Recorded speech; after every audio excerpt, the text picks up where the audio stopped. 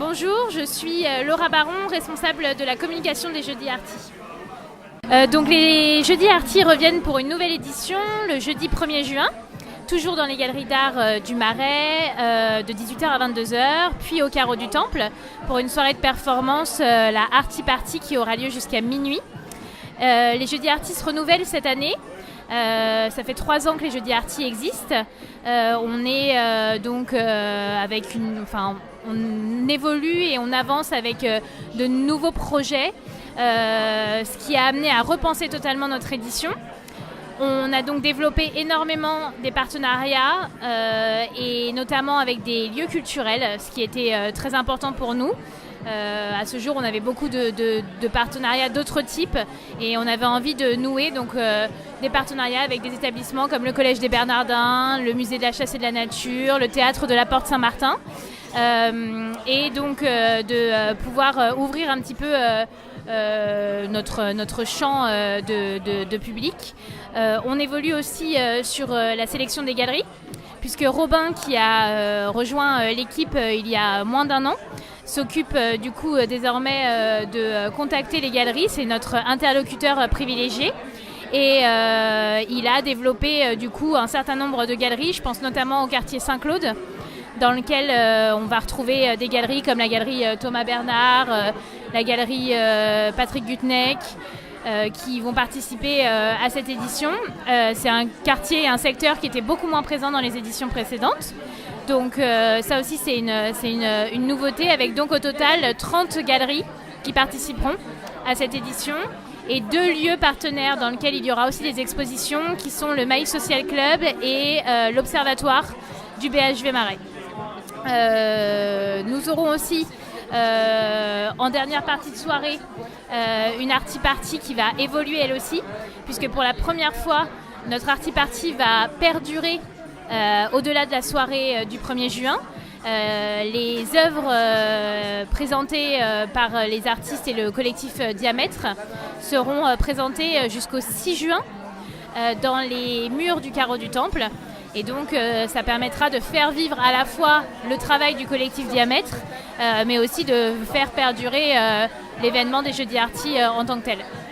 Toujours dans la volonté de faire évoluer les Jeudis Arty qui passent donc en édition annuelle désormais. On a développé aussi l'offre proposée au public en dehors du parcours libre qu'on peut mener dans les galeries via l'utilisation notamment du guide programme. On a 2 nouvelles visites guidées qui existent. On a donc une visite « Ceci n'est pas une chasse au trésor » qui sera une visite assez ludique qui se veut un peu comme un jeu de piste.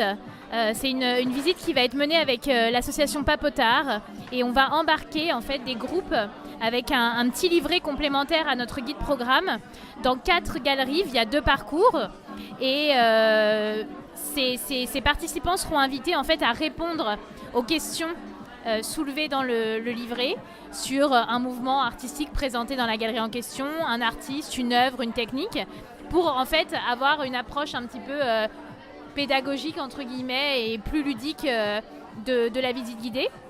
On va aussi avoir une visite guidée initialement d'1h30 qui va évoluer sur un format de 2 heures. Donc notre visite 120 minutes pour comprendre l'art contemporain va se décliner en 4 parcours thématiques. Alors autour de la photo, autour aussi de l'initiation aux techniques et aux pratiques des artistes contemporains. On va aussi avoir une visite Saint-Claude Safari, toujours dans le cadre du développement de ce quartier du Marais.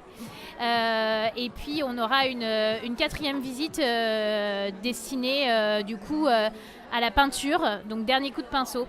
Voilà, donc en fait les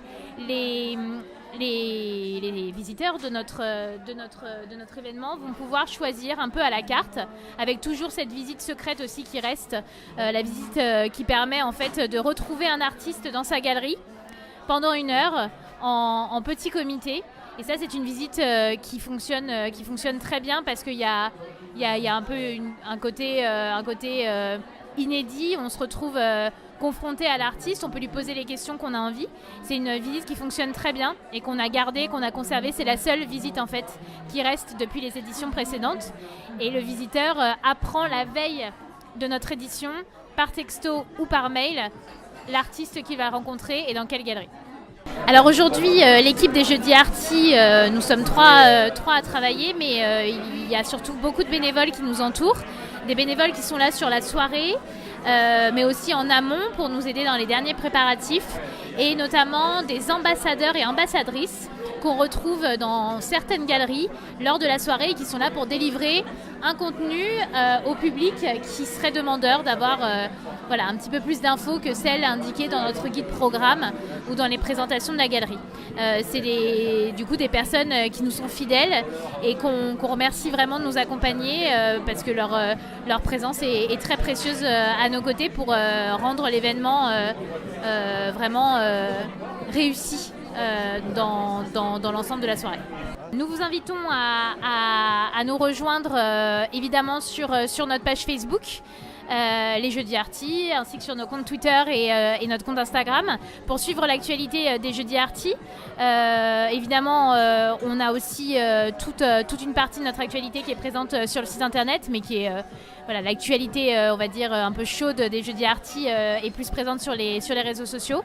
On va développer, si c'est possible, dès la rentrée, des événements mensuels en plus petit comité, des brunchs, des dîners dans des galeries. Donc on vous invite à garder un œil sur notre actualité via les réseaux sociaux et notre site internet. On a aussi développé pour la première fois des partenariats de quartier pour permettre au public d'avoir plein de possibilités lors de la soirée et de prolonger la nocturne. Alors dans différents restos qui sont partenaires de notre événement dans le quartier, mais aussi dans des hôtels. Donc aujourd'hui, si l'envie vous dit, il est possible, après une soirée des Jeudis Arty, d'aller dîner dans un resto partenaire avec une offre particulière ou même d'aller dormir à l'hôtel dans le quartier avec pareil une offre particulière. Et c'est des hôtels qui sont sélectionnés évidemment pour leur cohérence et leur attachement aux Jeudis Arty. Donc bonjour, je suis Camille Frasca et je suis chargée de projet pour le collectif Diamètre, qui est une plateforme de soutien pour la jeune création et qui crée des liens et des ponts entre les jeunes théoriciens et critiques d'art et la jeune création émergente française et parisienne plus précisément. Donc les Jeudis Arty nous ont invités cette année à concevoir l'Arty Party, qui est donc une soirée de performance de 18h jusqu'à minuit. Et en fait, avec eux, on a décidé donc de prolonger cette Arty Party jusqu'au 6 juin sous la forme d'une exposition.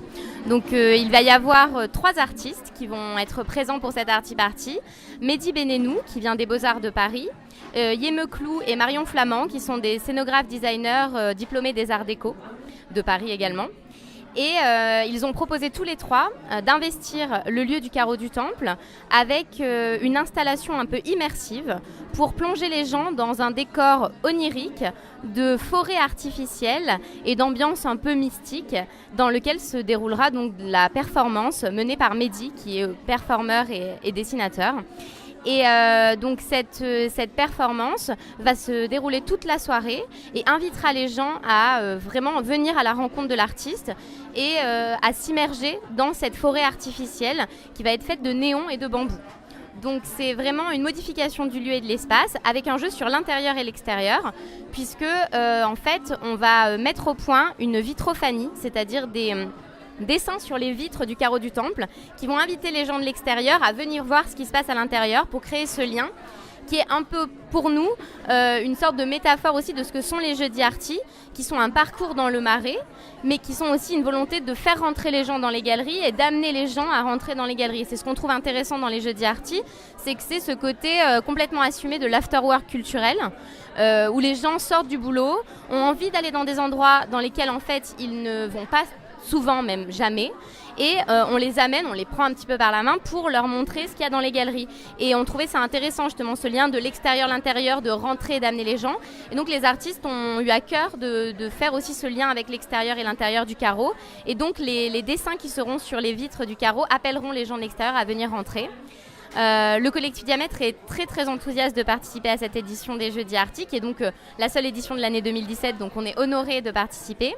Diamètre, toute l'équipe de Diamètre sera présente ce soir-là pour répondre aux questions des gens s'il y en a. Ils seront aussi présents dans le parcours des galeries pour filmer en live sur Instagram et sur Facebook les instants un peu partagés des gens avec les galeristes et avec les artistes présents. Donc c'est une vraie collaboration. On est très très heureux de faire ce projet.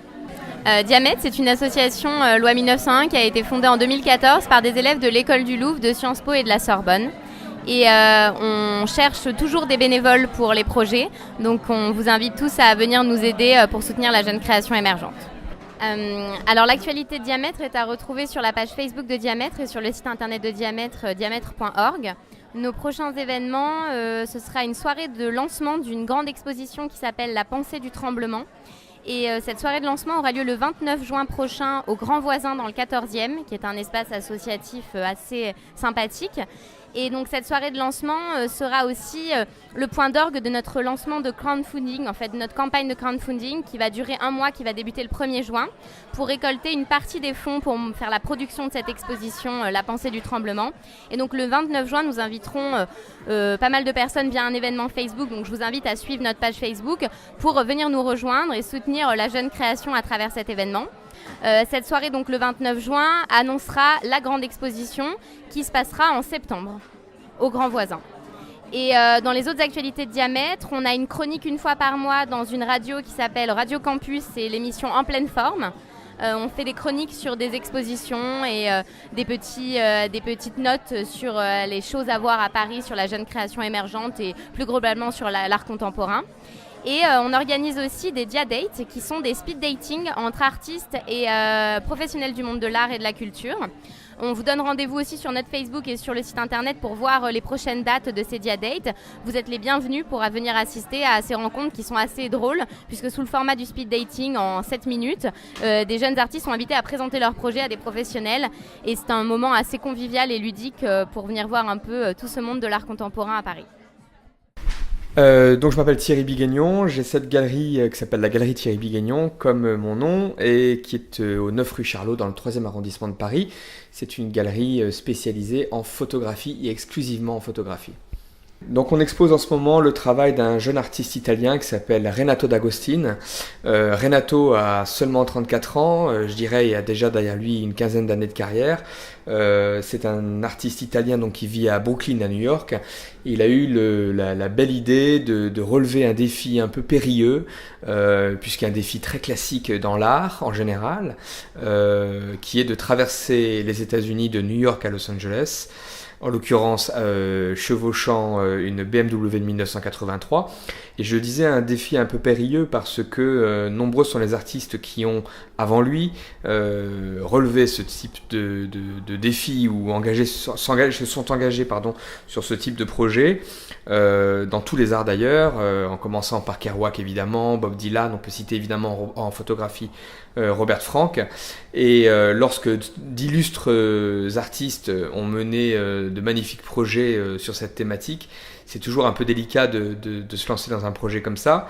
Mais voilà, Renato, après ses 15 années de carrière, s'est dit qu'il avait suffisamment d'étoffe pour le relever. Et c'est ce qu'il a fait en 2015. Le résultat, c'est une exposition en noir et blanc, comme il a l'habitude, avec que des tirages argentiques et un formidable portrait de l'Amérique contemporaine.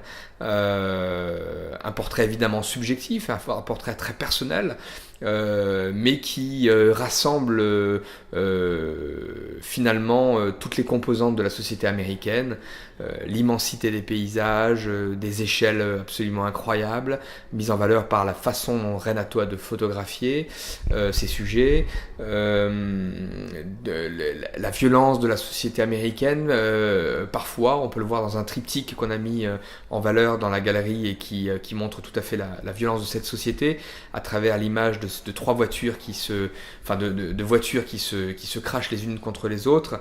Photo qui a été prise lors d'un meeting de sport aux États-Unis où le but de ce sport, c'est de faire en sorte que les voitures se crashent les unes contre les autres et qu'à la fin, il y ait une seule voiture qui roule. Donc c'est une sorte de combat à mort de la machine. Donc un sport extrêmement violent, évidemment, et magnifiquement illustré dans ce triptyque. On a évidemment un diptyque magnifique qui représente en quelque sorte les deux religions des États-Unis, c'est-à-dire les armes à feu d'un côté, le christianisme de l'autre. Voilà, et c'est difficile de décrire oralement toutes ces photographies, le mieux c'est de venir les voir. Mais effectivement, on est sur des photographies noir et blanc, d'un style minimaliste, extrêmement contrasté, avec des photos très graineuses, très granuleuses, évidemment réalisées à la main en argentique dans un laboratoire, dans une chambre noire, par l'artiste. Et c'est une exposition tout à fait intéressante qui sera là jusqu'au 9 septembre. D'abord sur la façon de trouver un ou une artiste pour une galerie, il y a plein de façons différentes. Moi j'ai pour habitude de rester assez ouvert et d'ouvrir ma porte à tous les artistes qui viennent me voir et me présenter leur portfolio. C'est quelque chose auquel je tiens. J'ai une programmation qui est déjà faite sur de nombreux mois, quasiment jusqu'à fin 2018, mais je reste ouvert à toutes les sollicitations parce qu'on n'est jamais à l'abri d'une très bonne surprise. En ce qui concerne Renato D'Agostino, je connaissais évidemment son travail depuis très longtemps. C'est quelqu'un qui est cher à mon cœur et j'admirais son œuvre. On peut vraiment parler d'œuvre depuis de nombreuses années, et j'avais évidemment ses livres.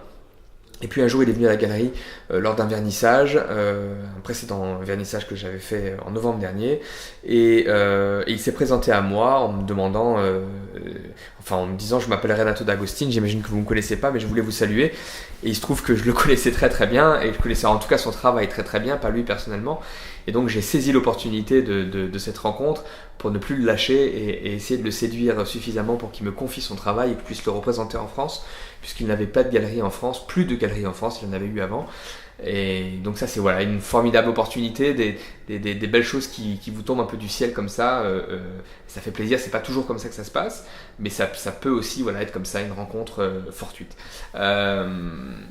Pour ce qui concerne le business model ou la façon dont on choisit des œuvres et comment on les vend, je ne crois pas qu'il y a de méthode sacro-sainte ou une règle à respecter. En ce qui concerne ce que je fais ici à la galerie, j'ai des prix qui vont de 600 € jusqu'à plus de 30 000 €. Donc vous voyez, entre 600 € et 30 000 €, on peut toucher une cible très large de collectionneurs ou d'amateurs. D'ailleurs moi je n'aime pas utiliser le mot collectionneur, je préfère parler d'amateurs, parce qu'il est beaucoup plus fédérateur. Tous les collectionneurs sont des amateurs, tous les amateurs ne sont pas des collectionneurs.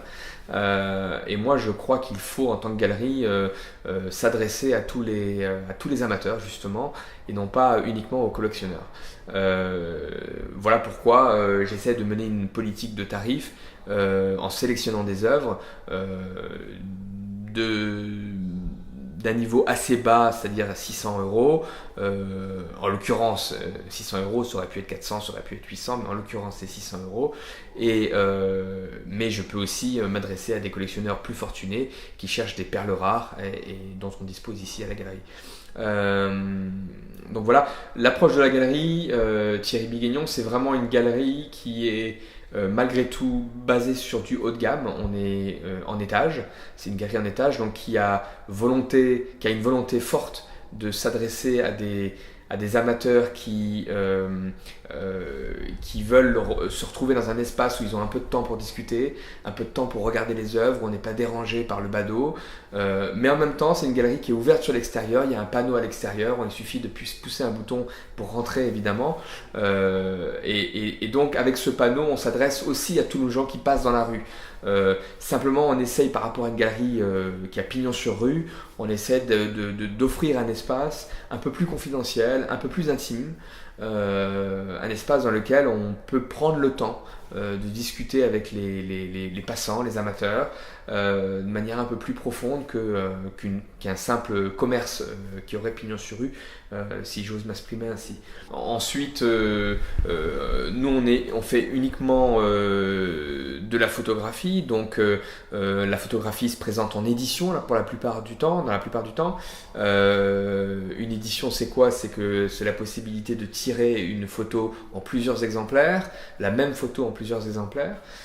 Ces éditions, elles sont décidées avec l'artiste ou très souvent par l'artiste. Ce sont souvent des éditions qui sont assez réduites, c'est-à-dire moins de 10 exemplaires. On peut aller jusqu'à 30 fiscalement parlant, mais la réglementation nous impose d'être en moins de 30 pour parler d'œuvres originales éditées. Mais en principe, on est quand même très souvent à moins de 10 exemplaires.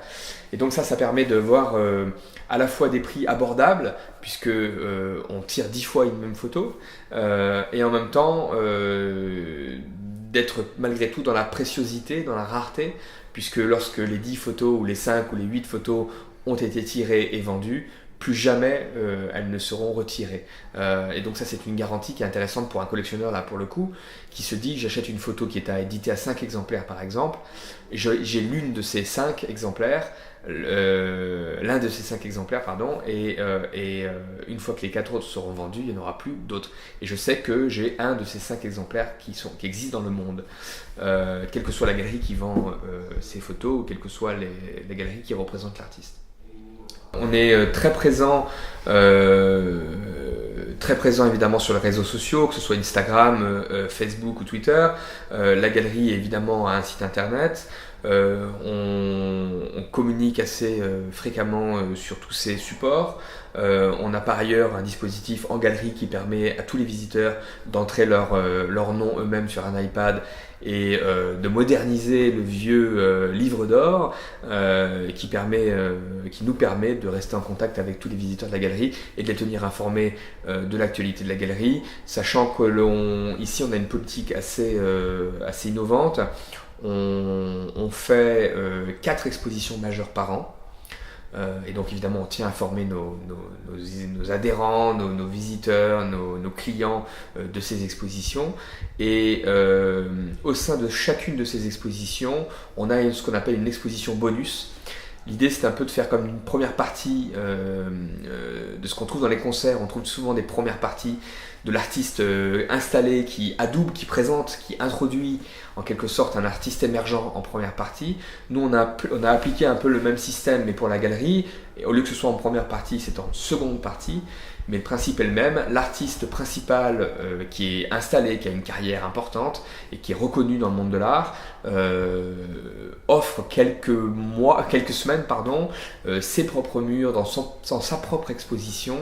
À la fin de son exposition, il offre ses murs à un artiste ou une artiste émergente, ce qui nous permet dans les 3 mois d'exposition qu'on consacre à chacun de ces artistes de réserver environ 1 mois à un artiste émergent. Donc ça, c'est un système qui nous semble intéressant et assez équilibré. Donc du coup, on a 4 expositions saisonnières, je dirais, printemps, été, automne, hiver par an. Et au sein de ces 4 expositions, 4 autres expositions d'un artiste émergent. Parfois liées à l'artiste principal ou parfois pas. Ok, merci beaucoup. Je vous en prie. Pas d'enjeu très particulier. C'est bien ça, pas d'enjeu. On est cool. Là, par contre, déjà, ça, c'est pas possible. Pourquoi? Parce que tu vas tout bouffer, tu vas pas être audible. Oui, mais là. Pour l'instant, ça va. Après, c'est un très bon micro. D'accord. C'est juste qu'il faut. Quand on parle, on essaie de rapprocher un petit peu. J'essaie de faire ça discrètement. Pas embêter trop les gens. Mais, non, mais c'est bien, ça fait c'est ça. pas un micro. J'ai pas de micro-cravate, mais en fait, ça enregistre beaucoup mieux qu'un micro-cravate. On peut brailler autour et ça passe très bien. D'accord, bah super. Alors. L'idée, c'est de se présenter et puis après, de dire ce qu'on veut, quoi. Donc, je suis Erwan Morer. Je suis photographe. Et j'ai en ce moment une expo à la galerie Les Filles du Calvaire, qui est une très belle galerie, dans un très bel endroit. Et je vais vous saluer. Merci beaucoup d'être venu. Ça marche, super, au revoir. Et oui, désolé, la vie d'artiste connaît pas de repos. Oui, voilà, donc j'expose aux Filles du Calvaire. C'est la 2e fois que j'expose à la galerie, qui me représente depuis quelques années. Et j'expose en fait les travaux un peu les plus récents que j'ai faits. C'est principalement en fait des photographies prises sous l'eau, des photographies sous-marines et des prises de vue très haut dans le ciel, vue d'avion. Voilà, c'est un peu les deux univers qui cohabitent, tentent de se mélanger, de tisser des fils entre eux, voilà, dans cette expo. J'en parle parce que c'était pas spécialement évident au moment de préparer l'exposition. J'avais fait une sélection de tirages et en fait en faisant la sélection de tirages j'ai réalisé qu'il y avait vraiment ces deux univers-là qui étaient omniprésents, ce qui n'était pas spécialement le cas dans ce que je faisais avant, où je faisais pas mal de paysages dans des pays froids ou en Mongolie, des vastes étendues et des grandes plaines et des paysages de neige. Et donc ouais, ça me paraissait important de représenter en fait ces deux orientations dans une expo. Voilà, et donc j'en suis très heureux parce que c'est une expo qui est entièrement produite pour l'occasion. Et donc ça fait beaucoup de tirages que je ne connaissais que sur mes négatifs et c'est toujours un grand plaisir de les voir tirer comme j'en ai envie, sur le papier que j'apprécie, voilà, avec et accrochés sur des murs et que des gens en plus viennent voir. Voilà. Alors moi ça m'intéresse d'en savoir plus sur le côté un peu technique, enfin avec des grands guillemets, mais comment t'es venu à la photo déjà, comment t'es venu à la photographie? Alors, très simple. Alors, je suis venu à la photographie un peu par hasard. J'étais plutôt un spectateur, je dirais, de photographie. C'est-à-dire que j'aimais bien regarder des photographies. C'est-à-dire aller dans des expos de photos. Voilà. Bonjour. Bonjour. Et oui, donc j'aimais bien aller dans des expos de photos, en fait. C'est-à-dire que mes parents m'ont un peu traîné dans plein de musées petits. Et je crois quand même que la photographie était quelque chose d'assez important pour moi. C'est-à-dire en tant que spectateur à la base. Après, j'ai fait des études un peu de sociologie de l'art. Et j'ai commencé en master à faire un mémoire sur les photographes de guerre, qui était quelque chose qui m'intéressait en fait. Donc je m'intéressais vraiment beaucoup plus à la partie théorique de tout ça. Et par hasard, dans une soirée à Paris un jour, j'ai rencontré en fin de soirée deux diplômés de l'école de photo d'Arles. Et ils connaissaient pas, je savais pas du tout si je faisais des photos, etc. Mais on a parlé photo ensemble et à la fin de la soirée, ils m'ont dit « Tu devrais présenter l'école d'Arles parce qu'en fait, tu as un profil assez bizarre qui peut les intéresser. En gros, l'école d'Arles peut avoir un petit quota de gens comme toi par an, donc ça vaut le coup. » Donc j'ai présenté le concours un peu par hasard, un peu comme un branquignol sans rien préparer. Et en fait, il s'est avéré que ça a fonctionné et que j'ai été retenu. Et je suis quand même venu vraiment avec... j'étais même un peu gêné parce que mes premiers cours et tout ça, je suis arrivé avec des photos qui étaient vraiment des photos de vacances prises avec un petit numérique compact que j'avais pris en Inde et tout ça, enfin dans des voyages. Et voilà, et en fait les profs d'Arles, notamment un prof qui m'a proposé une expo d'ailleurs après, a trouvé ça intéressant. Il disait en fait il y a quelque chose là-dedans, dans le cadrage, dans la gestion de la lumière, où en fait lui voyait un potentiel et tout ça. Et je me suis vraiment lancé dans la photographie quand j'étais à Arles. C'est-à-dire, au début, je faisais couleur et noir et blanc, puis finalement, je me suis un peu focalisé sur le noir et blanc, en revendiquant d'ailleurs un peu cette démarche-là, en essayant d'aller vers quelque chose de... J'avais envie d'introduire un peu de matière et d'une forme de sensualité dans la photo. Ça me paraissait important, en fait. Voilà, par rapport même à d'autres mouvements qui sont beaucoup plus répandus à Arles, de photographie contemporaine en couleur, dans lequel il y a des très bons travaux, mais c'est pas du tout ce qui m'intéressait moi dans la photographie. Donc j'ai essayé de me dire quitte à m'enfoncer dans cette voie-là, autant essayer peut-être de même me servir de la technique et tout ça pour aller dans une démarche un peu jusqu'au boutiste, de l'explosion du grain, de la recherche de la matière dans le tirage, d'aller vers des formes d'abstraction aussi. Et voilà, et en fait, depuis ce moment-là, je me suis pas vraiment considéré comme photographe, mais en tout cas, je faisais vraiment plus de photographie. Et après, il y a eu une expo aux Rencontres d'Arles, justement, dans le commissaire d'expo était justement le fameux prof de première année de l'école d'Arles, qui m'avait dit qu'il y avait quelque chose. Et lui m'a proposé un commissaire d'expo avec 3 anciens étudiants. Et donc j'ai exposé à Arles, et c'est là qu'à Arles, la galerie des filles du Calvaire a repéré mon travail et à partir de là, on a commencé une belle et longue aventure ensemble. Voilà. Ça, c'était il y a combien de temps? Ça devait être Arles, c'était en 2012. Ah ouais, donc déjà une belle carrière d'artiste photographe. Je sais pas si c'est une belle carrière, mais en tout cas, j'ai la chance d'être photographe, de vivre de photographie essentiellement, et surtout d'avoir des gens quand même qui m'encadrent, qui sont là. Enfin, il y a des gens qui attendent de voir ce que je vais produire. Je sais que quand je fais des photos, j'ai des gens qui ont envie de voir ce que je vais faire, et en fait, c'est quand même assez important. C'est une démarche qui est, la photographie est un truc très solitaire et tout ça, et de savoir que derrière, il y a des gens qui sont assez bienveillants là-dessus, qui ont un regard quand même professionnel, mais qui sont capables en fait de me faire évoluer sur certaines choses. C'est-à-dire que je confie pas mes photos à beaucoup de gens, mais les quelques personnes dont par exemple Laetitia à la galerie, tout ça, à qui je montre mes images, leur opinion m'importe beaucoup et peut faire évoluer les choses aussi. Okay. Voilà. Et en fait, ça apparaît comme assez important. C'est-à-dire qu'il y a des gens qui là pour le texte de l'expo par exemple, c'est une journaliste qui est venue, Léa Cheval-Lévy, et en fait, en parlant avec elle, à travers les questions qu'elle me posait, ça m'a fait réaliser beaucoup de choses que je n'avais pas spécialement vues dans mon travail. Et ça, je trouve ça quand même assez fascinant, parce que... c'est pas si fascinant, je dis c'est assez fascinant. C'est fascinant et en même temps c'est assez logique, parce que ce qui me paraît toujours bizarre quand les gens me parlent par exemple de mes photos et tout ça, il y a toujours l'idée derrière que j'ai une forme de grande paternité de ce que je fais, alors qu'en fait... Il y a quand même des moments où même dans les expos comme ça où je regarde les photos et j'ai quand même beau savoir que c'est moi qui les ai prises, il y a quand même toujours un truc un peu un décalage où je me dis je sais que c'est moi et en même temps je me dis c'est tout à fait surprenant que ce soit moi qui ai fait ça. C'est-à-dire qu'il y a un décalage entre... C'est pour ça que parfois c'est compliqué de parler du travail où les gens attendent presque une posture avec un truc de revendication, etc. Alors que finalement il y a une part d'ambiguïté sur la création même qui est à la base qui est assez surprenante.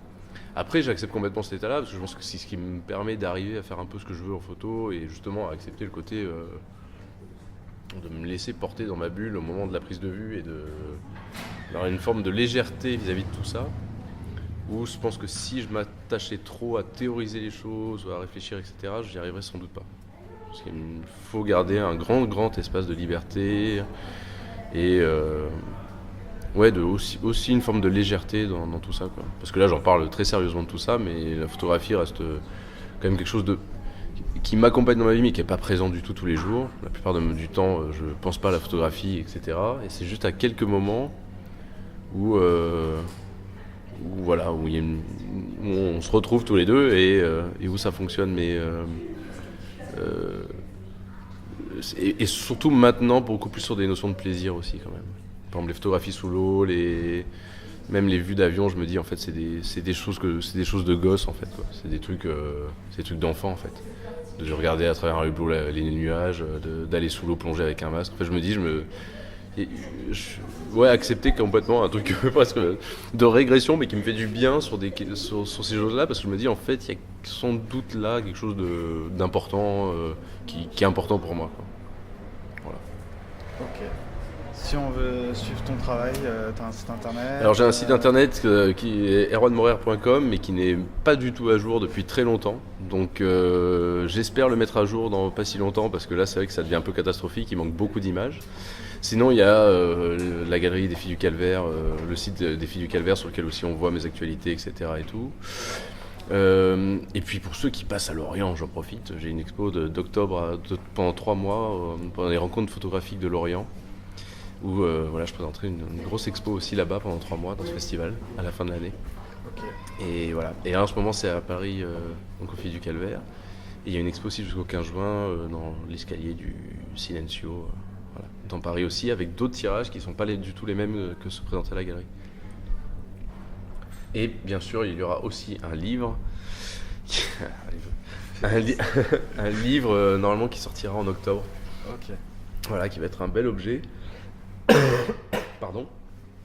Et avec à peu près 90 photos dedans. Et des photos même assez anciennes. Si je peux me permettre une petite dernière question, c'était sur les jeudis, à propos des jeudis arty. Oui, jeudi arty. Est-ce que tu connaissais avant? Non, j'avoue que je connaissais pas avant, mes amis parisiens connaissaient, et voilà. Mais non, je connaissais pas du tout. Il faut dire aussi que je suis pas du tout parisien et que j'habite à la campagne dans le sud de la France. Donc je suis assez déconnecté quand même de ce qui se passe en termes d'expo à Paris et tout ça. Mais je le découvre avec une immense joie. Je pense que c'est un bel événement. Il fait très beau et on peut faire une interview dehors. Voilà. Et ça a presque un petit parfum de vacances. Donc c'est chouette. Tu les as vus en visite, c'est ça, non? Ils sont passés en visite Oui, ils sont passés en groupe en visite. Et en plus, moi, c'est un exercice pour le coup que j'aime bien faire. Je trouve ça toujours très plaisant d'avoir des gens qui viennent et qui posent des questions ou qui mettent les pieds dans le plat. Et je trouve ça assez bien, en fait. Parce qu'en plus, ça nous remet un peu à notre place aussi sur des trucs. C'est pas mal d'avoir des gens qui ont des questions très terre à terre. Voilà. Bon, là, ils ont été assez sympas et tout. Mais j'aime bien parfois des trucs où les gens parlent d'argent ou alors genre mais ça c'est raté. Enfin, des trucs un peu d'un seul coup qu'on n'entend pas normalement dans des vernissages et tout ça. Et je trouve ça chouette, quoi, parce que je trouve que quand même l'idée aussi, c'est que les gens viennent voir. Et même des gens qui n'ont pas spécialement une culture, justement une culture photographique spécialement. Et je pense aussi que mes photos, dans leur aspect un peu plastique et tout ça, sont pas spécialement conventionnelles en photographie pure. Donc justement, ça peut aussi créer des liens avec d'autres disciplines, avec des gens qui sont à la rigueur plus intéressés par de la peinture spécialement. Et qui se disent, tiens, dans ce travail-là photographique-là, il y a quand même des ponts avec la peinture et tout ça. Donc, ouais, moi je trouve ça réjouissant, ce genre de choses. Quoi. Je trouve que ça devrait, il devrait y avoir plus de visites et tout ça. C'est très bien. Ok, merci. Merci à toi, j'étais ravi.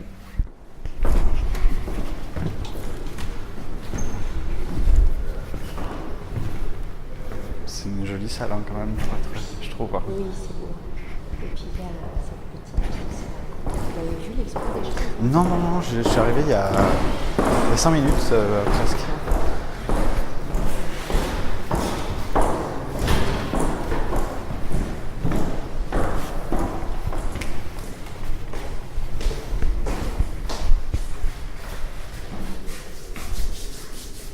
Voilà.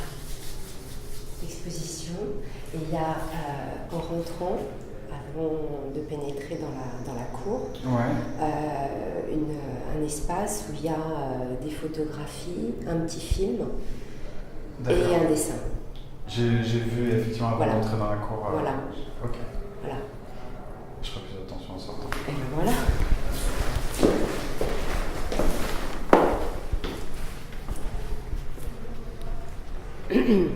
Je vous raconte un peu? Oui, et je peux vous demander même de vous présenter, parce que, Oui.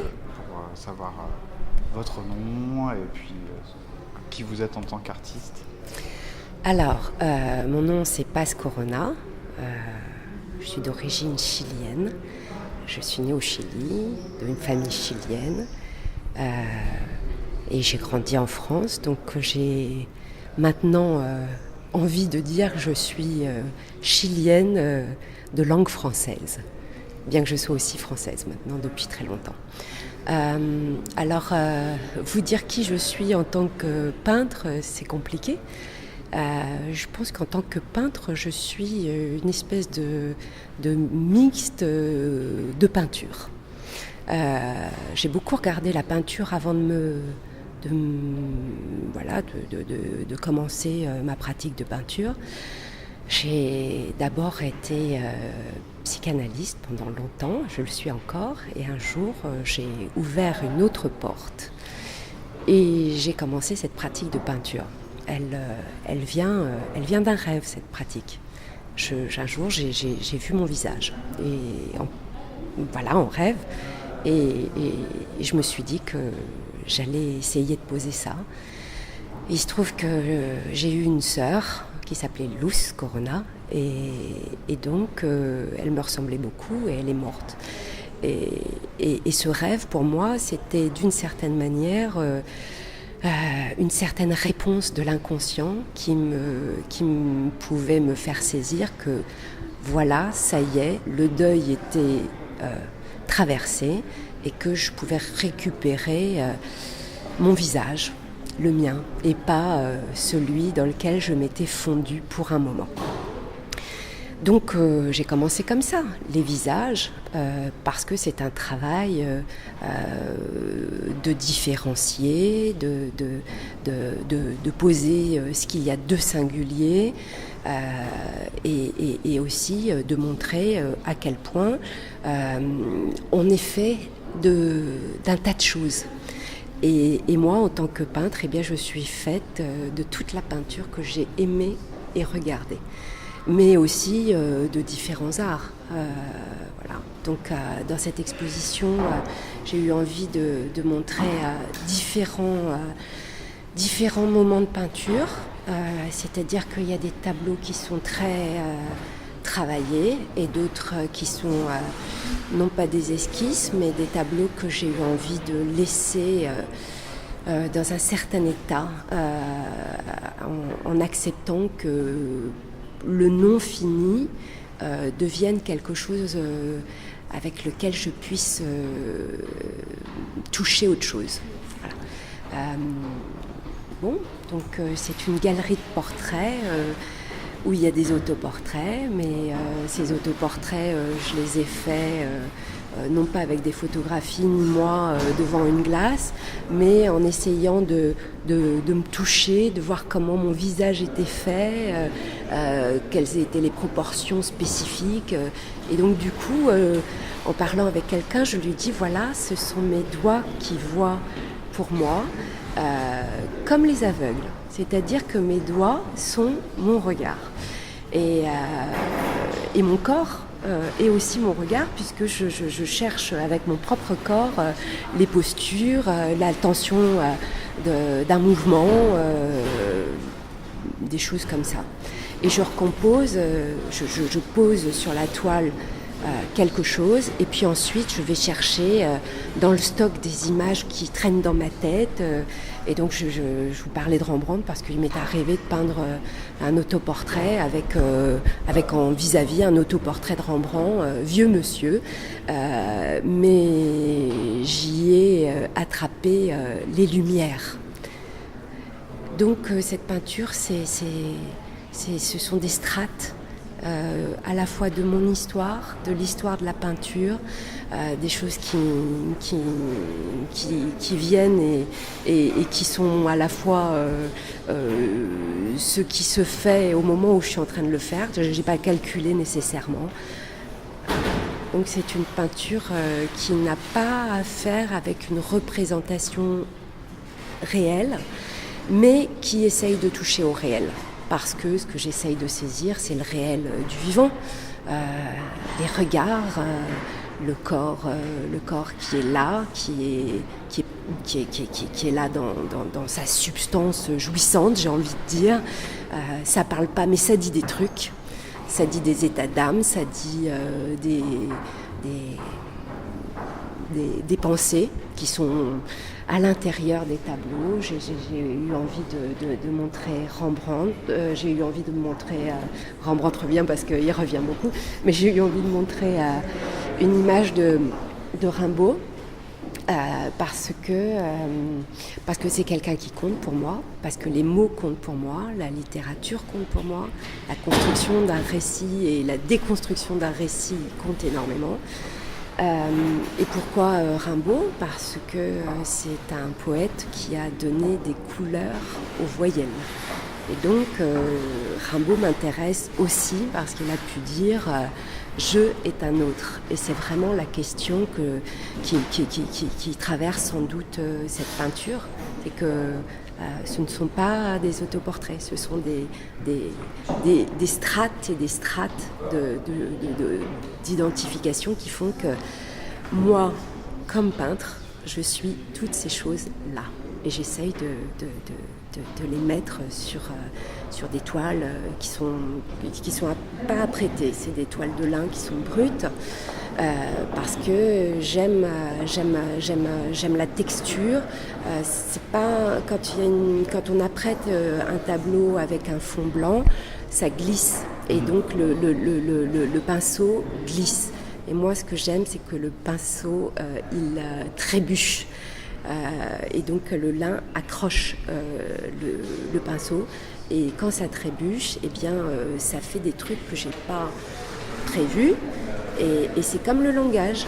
Et bien, il y a des créations qui viennent parce que ça a trébuché. C'est ce que Freud avait appelé le lapsus. Et avec le lapsus, on dit une vérité qui n'était pas celle qu'on voulait dire, mais qui s'est imposée. Donc ce travail de peinture, c'est ça, beaucoup. Alors, j'ai commencé par le portrait, et puis je voulais faire des portraits en pied, et puis finalement, je me suis dit que le portrait en pied, c'est du portrait aussi. Le corps n'est pas autre chose qu'un portrait et la nudité, parce que c'est vrai qu'il y a beaucoup de personnages nus.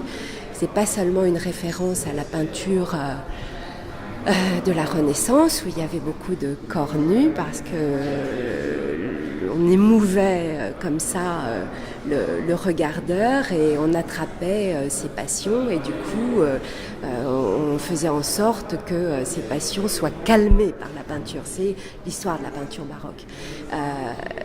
C'est pas que ça. Le corps nu, c'est aussi parce que le peintre ne cesse de se dévoiler, et ne cesse de se montrer sans doute dans sa force et sa fragilité. Le corps, c'est traversé de pulsions, et c'est ça que j'ai envie de montrer. Voilà. Merci beaucoup. Et je peux vous faire 2 petites remarques? Tout à fait. Une très, très bête, mais assez égocentrique, parce que j'ai fait un épisode de podcast qui s'appelle L'autoportrait et je est un autre. Ouais.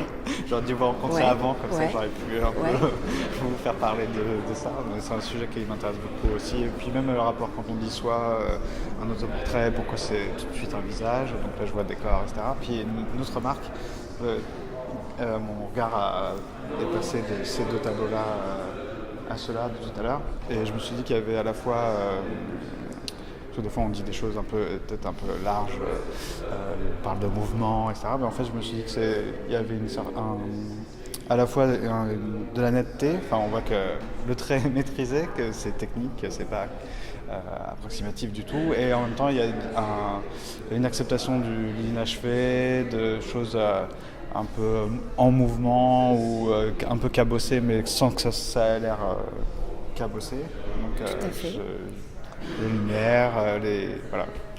Et c'est vrai que les regards sont... Bon, ça, j'imagine que tout le monde vous a dit les regards accrochent quand on passe. On se sent regarder et on a l'impression d'avoir une pensée derrière, immédiatement un état d'esprit, d'âme. C'est vrai, et c'est vrai que j'ai envie qu'on voit le processus de la peinture, et j'ai envie aussi qu'on voit les repentirs. J'ai envie d'intégrer tout ça au tableau que je fais, parce que c'est ça la vie, et que je pense que s'ils accrochent et qu'ils nous regardent, c'est parce qu'il y a quelque chose d'un travail assez acharné avec la matière pour saisir ce qui fout le camp. Le corps fout le camp en permanence, et donc il faut le montrer, et on le montre avec les outils qu'on a. Donc Joyce a déconstruit le langage. Moi, je ne déconstruis pas les corps, comme par exemple pourrait le faire un de Koning que j'admire énormément. Mais j'essaye de montrer que c'est la partialité. Il y a quelque chose de partiel. Il y a quelque chose qui voilà, c'est comme ça, fout le camp en permanence. On se dit, il y a des jours où on est bien foutu, il y a des jours où on est mal foutu, et donc je ne veux pas l'effacer. Je veux absolument que ce soit présent, parce que pour moi c'est à la fois le ratage, mais non pas dans ce qu'il a de mauvais, mais dans ce qu'il révèle de plus qui m'intéresse. c'est peut-être ce qui leur donne, en tout cas à vos toiles, je pense, un vrai charme, quoi. Que c'est pas simplement des beaux visages, mais c'est des vrais visages. Je sais pas ce que ça veut dire, mais en tout cas des visages qui nous... on va retirer le nous. Des visages qui sont peut-être des visages au sens où ils ont quelque chose de Eh bien, si vous retirez le chose. nous, vous pourriez dire je. Ouais. Voilà. Oui, en tout cas moi c'est clair, je vous le dis, hein. Voilà. Je suis rentré, ils m'ont parlé non, Ouais. ils m'ont accroché. Voilà. Donc si c'est une peinture qui permet de dire je, eh bien je dirais que j'ai pas raté mon but. Alors, moi je suis pas critique d'art, Mais il n'y a pas à être critique d'art pour pouvoir dire ce qu'on sent et ce qu'on éprouve. S'autoriser à parler en nom propre, c'est-à-dire au fond pour moi, m'autoriser aussi à prendre un pinceau à l'âge de 40 ans, c'était me permettre de pouvoir ouvrir une nouvelle porte dans le champ des possibles de l'expression et ça m'apporte un bonheur inouï. Voilà. Merci. Est-ce que je peux vous demander par exemple si on veut suivre votre travail, le découvrir, bon, on peut passer à la galerie. Oui. Jusqu'à quand ? Jusqu'au 17 juin. Je vais présenter aussi le très beau livre qu'on a fait aux éditions du Regard chez José Alvarez, qui m'a fait ce très beau cadeau d'accepter de publier ce livre chez lui. À la librairie des Abbesses le 16 juin. Et donc ce 16 juin est un hasard absolu du calendrier, mais il se trouve que pour moi c'est une heureuse contingence, parce que la précédente exposition que j'avais faite ici à la galerie Les Filles du Calvaire, qui s'est lancé avec moi dans cette aventure dès le départ, cette seconde exposition portait autour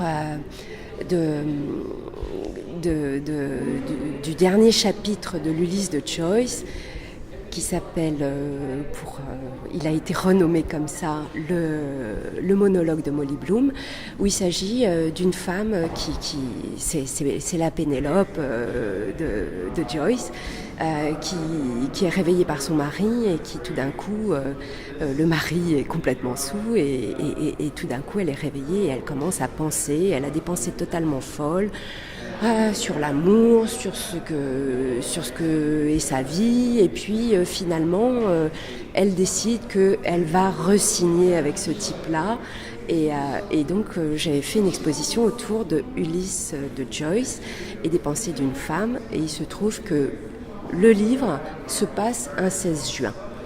Donc je vais y parler aussi de Joyce. Voilà, donc pour le moment, c'est comme ça qu'on peut suivre le travail. Il y a un site de la galerie, voilà, il y a un beau livre. Merci beaucoup. Merci à vous. Et puis il reste quelques jours. Je ne sais même plus quel jour on est là. On est le 1er juin. Ça va, il y aura encore une bonne dizaine de jours. Voilà, pour voir. 15 jours. Ok, merci. Ce 39e épisode de Comment Passant touche à sa fin. Je remercie Pauline du fond du cœur, parce que c'est elle qui m'a permis de découvrir, qui m'a fait connaître les Jeudis Arty il y a quelques éditions de cela, peut-être 3 ans, quelque chose comme ça.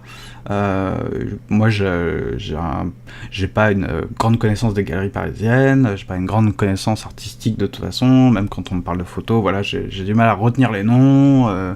L'art contemporain, pour moi, ça reste beaucoup plus nuageux, brumeux que l'art classique, voilà, ou l'art moderne. Donc voilà, c'est une bonne occasion pour moi, et ça peut être l'occasion pour d'autres personnes, voilà, de visiter ces galeries avec des gens qui sont capables de vous en parler de manière à la fois sympa et instruite. Voilà, c'est franchement un événement que j'aime beaucoup. D'ailleurs, je remercie de nouvelles fois les Jeudis Arty, Laura Baron notamment. Je remercie tous ceux qui ont participé à cet épisode, qui ont parlé pendant l'épisode. Donc à la fois Thierry Béguignon et sa galerie, qui est une magnifique galerie, vous pouvez y aller, il n'y a pas de souci, j'ai mis tous les liens possibles et imaginables, géographiques, internet, numérique, réseaux sociaux et compagnie. Tout ça c'est sur commentpassant.fr sur la fiche de l'épisode. Je remercie la Galerie Filles du Calvaire, j'ai été très bien accueilli. J'en profite pour remercier aussi la Galerie Putman, même si j'ai pas fait d'enregistrement là-bas, j'ai eu le droit à mon petit verre de rosé, c'était sympa, il y avait des très belles œuvres là-bas. Je remercie Erwan Morer, le photographe qui a parlé avec moi, vous à travers moi, et Paz Corona, donc l'artiste peintre, qui était super intéressante à écouter. J'ai beaucoup aimé son travail. C'est vrai que je suis rentré, j'ai vu ses tableaux, je me suis dit c'est quand même pas commun d'avoir des toiles comme ça. C'était des grands formats avec des visages, des corps qui avaient vraiment en tout cas qui m'apparaissaient à moi de manière avec de la matière, de la texture. C'est pas souvent qu'on... Moi je parle d'art en général, j'essaie de pas en parler parce que j'ai pas vraiment de culture artistique convenable. Pour moi c'est une question, alors non pas de subjectivité, de sentiment, d'émotion, c'est plutôt vraiment de la sensibilité, et donc je peux en parler qu'en termes de sensibilité. Ce qui est ce que j'essaie de faire des fois dans certains épisodes de Quand en passant, mais en tout cas là il y avait les artistes, les vrais pour en parler, donc c'est cool. J'ai été ravi encore une fois de faire cet épisode et j'espère que ça vous a piqué votre curiosité aussi. Peut-être qu'on se retrouvera là-bas pour le prochain Jeudi Arty. Donc je vous invite encore une fois à vous rendre sur les sites internet et compagnie, réseaux sociaux, à liker tout ça, à partager l'épisode également. Et voilà, si vous voulez voir quelques photos, vidéos, aussi vous allez sur le site ou vous suivez Comme en passant aussi sur YouTube. Voilà, là il y aura de la vidéo, j'essaie de vous le dire, même en audio ça vous parle pas, mais sur YouTube vous verrez quelques images de la galerie Thierry Bigagnon, de la galerie Filles du Calvaire. Un grand merci à eux, un grand merci à vous. Et on se retrouvera, écoutez, vous connaissez les bails comme on dit maintenant, on se retrouvera dans 2 semaines pour la suite de nos aventures. Là, ça sera des aventures un peu plus en fiction, voilà, en récit narré. Allez, à plus tard, salut!